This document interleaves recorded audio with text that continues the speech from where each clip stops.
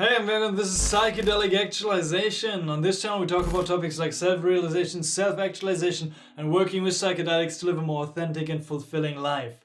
Welcome to the last part of the Ayahuasca series, where I reported back about my 8 ceremonies and my 14-day Ayahuasca retreat at La Luna de la Amazonia near Iquitos in Peru. It was a very intense experience. If you haven't watched the trip reports yet, you can click right here to watch the whole playlist from the beginning where I report back about all my experiences. But this will be a little summary and what I learned in those experiences and how I integrated those experiences into my life over the period of, it's been more than a year, like right now,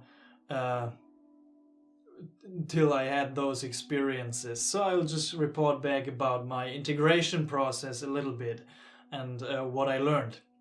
If you're interested in embarking on your ayahuasca journey, there's a worksheet in the video description down below where I help you to prepare for your ayahuasca experience, like the dietary restrictions and everything. You can download it completely for free if you want. So, the main thing that I took away from those ayahuasca experiences, especially from the 6th and the 7th night, where I had my experience of infinite sickness and of facing death, was the fear of sickness and death in my day-to-day life. And it really stuck with me, this fear of sickness and of death. And I was never before in my life aware of that fear, which is really interesting. For example, up until this point from the 7th ayahuasca experience, I always thought, like with my studies of Zen Buddhism and spirituality and philosophy and my practices and my psychedelic experiences, I always thought that I was gonna be fine with dying. And ayahuasca showed me, it's like, okay, you think you're fine with dying? Here's an experience of facing death. Like facing, it felt like what was a real death, right? It was a real experience of facing death. And it showed me, it brought to my awareness my fear of death. And that fear of death and that fear of sickness even, which is really interesting, it stayed with me.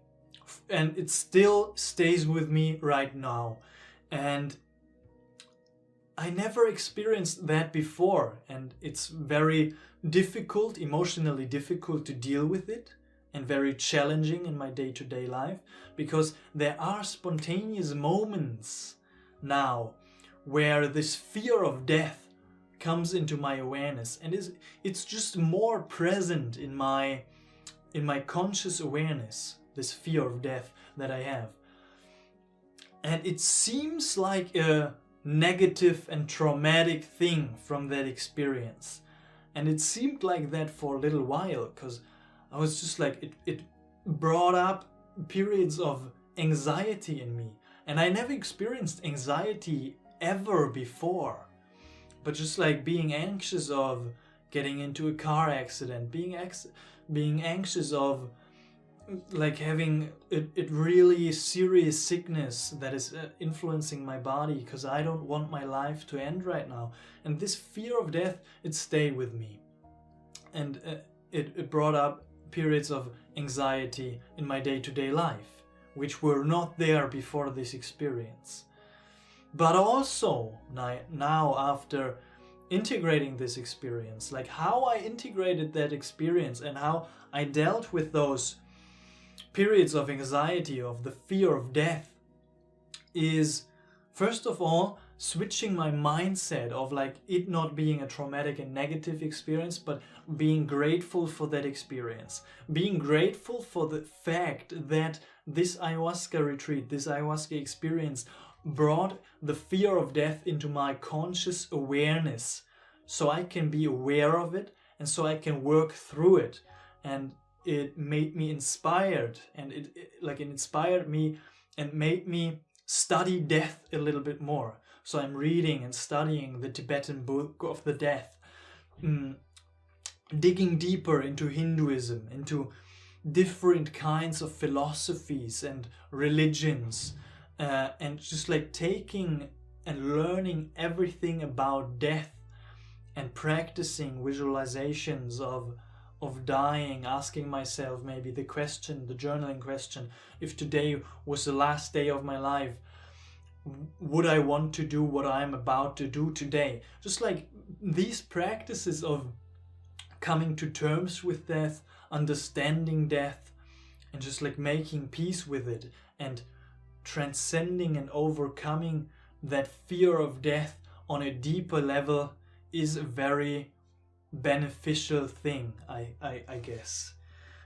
Even though it's still challenging at times, even though that anxiety is still present at times, but that's definitely the biggest part of my integration process and the biggest lesson that I took out of this ayahuasca retreat. The second point is I was questioning my path, because this experience got so deep and it terrified me so much. I was questioning my path, because the initial reason I went to the ayahuasca retreat was to maybe even facilitate those experiences there. After like my first ayahuasca experiences, and I've met a lot of people who were at the same place, and I've been at that place, maybe you've been to that place too.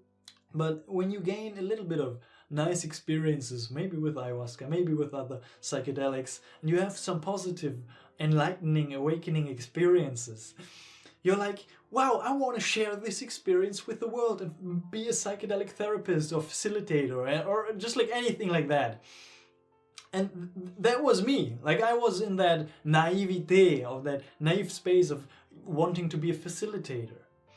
And that's why I went to the ayahuasca retreat, because I thought, like, if I want to facilitate those experiences, I would have to journey a little bit deeper with the medicine, get to know the medicine a little bit more, develop a relationship with that medicine, to be able to understand those realms, and then maybe get into the practice of facilitation. And just like volunteering there, maybe just like learning a lot from different mentors and guides. And after that experience, I was just like, I was being offered even the opportunity for facilitation, for volunteering there.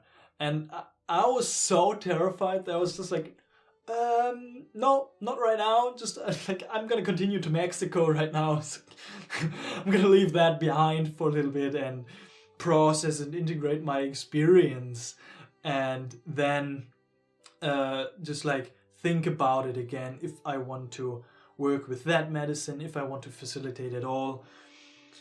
But yeah, I'm like, having integrated this experience, I'm not so naive anymore about the practice of facilitation. I have a really serious standpoint on facilitation because of the depth of the experience that I faced and the depth of the experience from the other people that participated, that I was able to observe. And sometimes those experiences get so intense that people just freak out and get into really dangerous and difficult situations, and those are difficult to facilitate if you don't have the experience yourself and if you don't have reference points of what they're going through. So it made me like more realistic about my approach to facilitation, how to get into the work of facilitating experiences, and it made me just like a little bit more aware of that. And it just like, it was also a questioning of my psychedelic path in general, but just that questioning was going on for a really short period of time, where it's just like, this was too much. Like, I'm gonna back off right now. I'm never gonna touch this stuff again. And then a couple of days later, I was just like, okay, I am called to do this work. I feel like I am called to do this work of educating people about it, talking about it, experiencing and exploring it myself for the purposes of self-actualization and self-realization. And I'm still like aligned with that. But integrating this experience was a part of committing deeper to this path, of being aware of the potential of how deep this path goes and how challenging it can get. Just like making me aware of that and getting me to a point where I can decide if I want to go this path further or if I want to turn my back to this whole scene and kind of pursue something different in my life. So it made me question that. And that questioning and kind of this deep experience kind of backed me off from deeper journeys for a long time. I had different experiences just like a couple months after this experience. But I was just like over the last year, I was just slowly, very slowly tapping my toes into the water again. Starting with very like low to medium doses of LSD, of just like a little bit of DMT, 5-MeO DMT, just like tapping my toes in a little bit more. And I was afraid of ayahuasca. I didn't touch ayahuasca for a year after this experience, like exactly a year. Funny story, we'll talk about it in another video. Subscribe if you don't want to miss that. But yeah, it's like tapping my toes really slowly into the water again, and then slowly being able to muster up the courage to deeper journeys, to journey deeper again. Because it left kind of a scar. It kind of traumatized me also mentally to have the courage to jump into such deep experiences again. So that happened, but I slowly worked my way up to those deeper realms again, and at this moment in time, I feel like I'm confident and ready and courageous enough to embark on deeper journeys again, but very carefully, very responsibly, and just like being aware of the potential of how far this can go. And I mean, death is basically the point where I wanted to go. Death is the point where we all need to go at one point or another in our lives. And I think those experiences can prepare us for this experience of death. And also combining that, as I said, with the study of the Tibetan Book of the Dead, of the different understandings of death that our humanity has come up with, just to prepare ourselves and to be able to kind of get to this full liberation. And I am aware that I will have to face death again. A facilitator told me, it was a really funny comment. He said, "Oh yeah, the first time is also always the most difficult one. It gets easier after you've done it kind of 100 to 200 times." But yeah, just like I backed off a little bit, being aware of the potential of those experiences.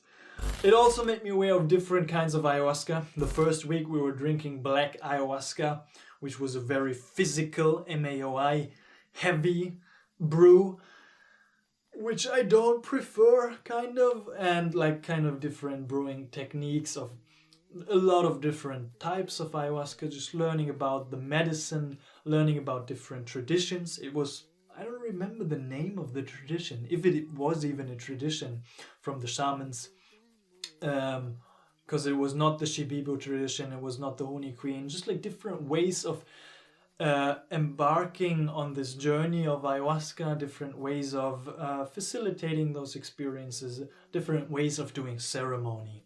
Just like being aware of that there are different ways of doing it, and no specific way is the right way. I think you would have to just see, experiment, and experience all of them for yourself to see which kind of way of ayahuasca ceremonies you prefer.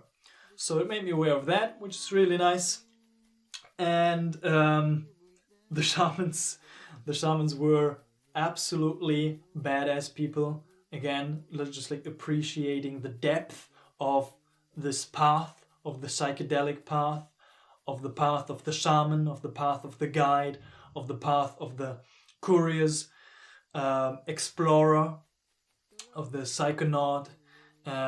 Because just like talking with the shamans was incredible. They were really lovely people, but also it, like, you could feel the depth of their experience in that field. Because this one shaman, for example, he was going around, he was like, yeah, I drank that plant, I consumed that one, and that one, and that one, and that gave me nightmares for a month, and that made me puke and shit for month on end. It's just like, wow, like, such a depth of experience from a very early age on, from like 10 on till his 40s, 50s. So like appreciating the depth of this path is one thing I took from this retreat. And a really nice quote, I'm paraphrasing here, I don't remember exactly, that the shaman was telling me was ayahuasca, like how it works. Ayahuasca is purging. It's also called the purge. Ayahuasca is purging everything from you. If it's laughter, if it's crying, if it's vomiting, if it's shaking, if it's going through sickness or facing death, all your experiences are a purge. And ayahuasca is purging everything from your system till all that's left is love. And that was a really beautiful quote that I remember. All the other teachings kind of got lost sometimes in the translations, because I don't speak Spanish. I want to learn Spanish, but it's like difficult, like from Spanish to English, and then I was talking in English, and that got translated into Spanish, and there was a little bit lost in the translation, and then he answered in Spanish, was translated into English, a little bit got lost in the translation. So that was kind of sad about it. So I intend to learn Spanish for my next experiences with shamans in the kind of space of South America. And yeah, like that was basically it. Overall, what I took from that experience and from the integration of that ayahuasca retreat is it matured me a lot. Like I felt like I've grown up, and some people in my life reflected that back to me as well. Like seeing me before my travels to South America, seeing me after my travels, and they said like, oh, you seem like you've grown up a lot, you've matured a lot. And I feel the same way, and I feel that this is really beautiful. This is a really valuable experience. It's like being a little bit mature in your approach to psychedelics, to life, to your path, being humbled again, being thrown and pushed onto your knees into a position of prayer and of praying for your life. And that experience of being humbled again, like many psychedelic experiences do, make me a more loving, a more kind, and a more mature person. And that is the biggest thing that I have taken from this ayahuasca retreat, that I have integrated from my experiences of drinking at this retreat. And yeah, now I feel ready. Like after a year of a break, I feel ready. I feel the call again. I feel like I am not finished integrating those experiences even, because my study of death and my kind of relationship with death and the transcendence of the fear of death has just started. I'm still aware of that fear, but it's not that present anymore. And I feel the call again to work deeply with the medicine a little bit more, and just like, yeah, go deeper on this path. Because I feel like it's a really nice path. It's a really a path that's in alignment with my values. It's a path that's in alignment with my resonance. And I hope to go deeper on this journey and deepen my relationship with that medicine in whatever ways are about to come. And of course, I want to share those experiences with you as well. So definitely stay tuned for that. That's all. That was my summary of my insights of this ayahuasca retreat, at least the main insights and how I integrated those experiences over a period of 1 year. So thank you very much for watching. Thank you very much. Let me know if you enjoyed this longer series of my ayahuasca trip reports. Do you enjoy those long, detailed trip reports of 40 minutes? Or do you enjoy more concise and flashy trip reports of 8 minutes or something? Because it's really difficult to pack all those experiences into such a short period of time. And I just wanted to share everything here. So this was a really long video series, probably the longest one we've done on this channel so far, of 6 videos of reporting about ayahuasca on my retreat. If you haven't watched the other ones, if you want to rewatch them, you can click right here to see the ayahuasca playlist. As I said, there's a worksheet in the description down below that can help you to prepare for your ayahuasca experience. You can download that completely for free. And that's it. That was my ayahuasca retreat series of reporting back about my 14-day ayahuasca retreat. 8 ceremonies in 14 days. It was quite an intense experience. Definitely a life-changing one. Humbled me a lot. But I'm still very grateful for this experience. Thank you very much for watching. If you want to continue to see me on my journey, subscribe to the channel. You can follow me on Instagram, Psychedelic Actualization. If you want, you can support my work by donating via PayPal. Link is in the video description. And I will see you all in the next one. Much love. La la la la la la la la la la la la la